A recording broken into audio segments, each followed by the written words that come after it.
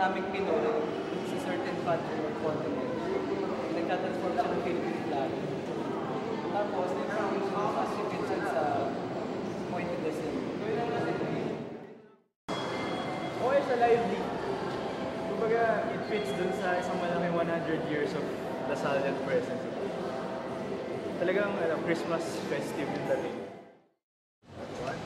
I like how it adds some color to an otherwise plain build. So colorful. Unang tingin ko sa kanya parang map eh.